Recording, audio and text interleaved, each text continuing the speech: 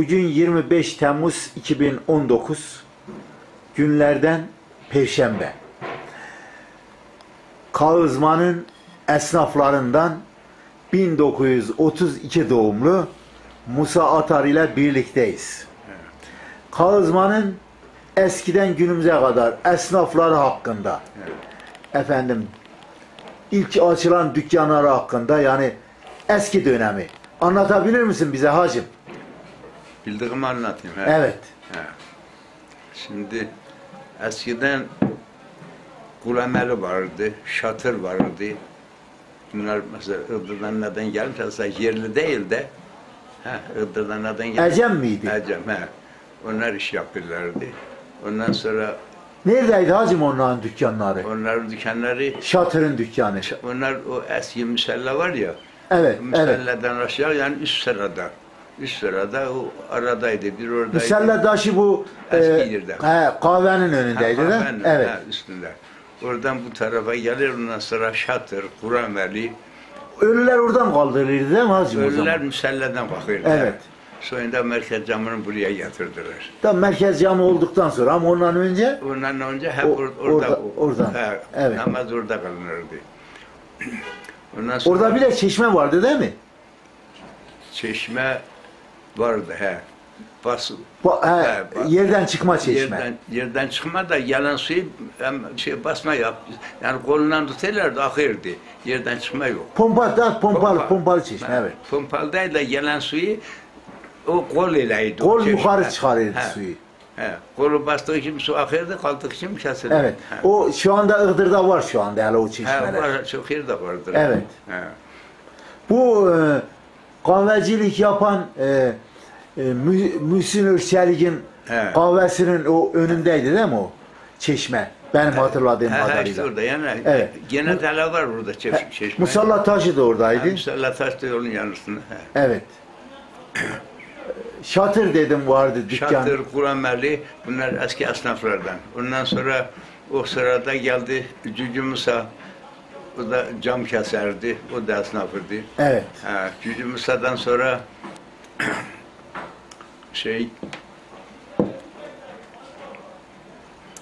o sırada Alaatlı varmış.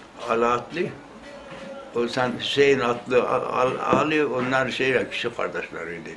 Esas Hasan Atlı vardı burada. Hasan Atlı. Hasan Atlı. Camını bir şey. Hasan Atlı, evet. Hasan Atlı vardı. Babası Hüseyin Atlı. O da içki satardı. Köşe başı var ya, şimdi yapıyorlar burada. Oraydı onun dükkanı.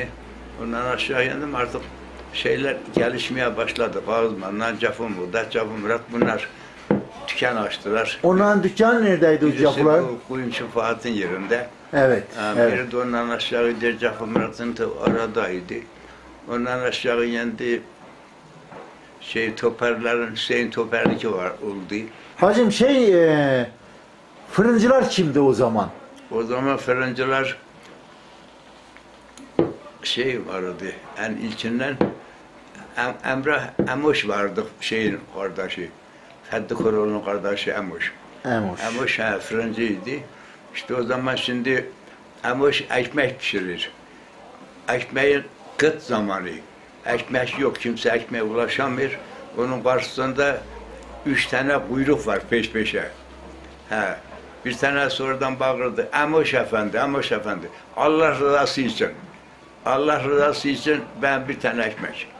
Emoş'un da hırsı çıktı. Küreği vurdu. Hamırda idi orada. Ele geldi, acaba bizi toparlamış. Attığı gibi sıcak bunun yüzüne değdi. Yüzü yandı. Bak ne günler Evet. Ne günler. Yok yani. Ekmek yok, ayrılık, her şey var. Bundan sonra başka fırınlar da oldu. Oldu, Şerif Efendi açılardı, oralarda da vardı. Ondan sonra Nurettin geldi, fırını açtı, ne bileyim. Hangi Nurettin? Nurettin Aylar. Evet. O epeyce devam etti kendisi. O dönemde lokantalarda var mıydı hacım? Lokantalar vardı, Enver'in lokantası vardı. Bu benim dükkanın karşısında. Evet. Lokanta, bir de vardı. Bu tarafta Muğdet Usta vardı, Atçı Muğdet. O da arada orada burada yapırdı. Yani Kahvehaneler vardı. Kahvehaneler vardı. Sağ olun. Ama hep İstiklal alandaydı değil mi o zaman? Yo, rastgele yerdi işte şehrin her tarafında. Nerede Da bu taraflarda yoktu mesela bu aşağılarda. Yani bu tarafında Senin çocukluk döneminde. Buralar ya mağazaydı, ekseriyet biraz daha şeyli. Ondan sonra biraz aralara kayırdı onlar. Zaten burada dükkanlar seyrekti canım. Evet. Kaç tane dükkan vardı ki. Evet, evet. Arka hemen sokağında hiçbir şey yoktu. Pazar mazbalarda bir şey yoktu da mesela harabaydı. Evet. Şimdi o Hancı Feddan'ın yeri. Da oraya şeydi, at mat gelen de oraya şey. Evet, evet. Şekiller. Hanlar da vardı.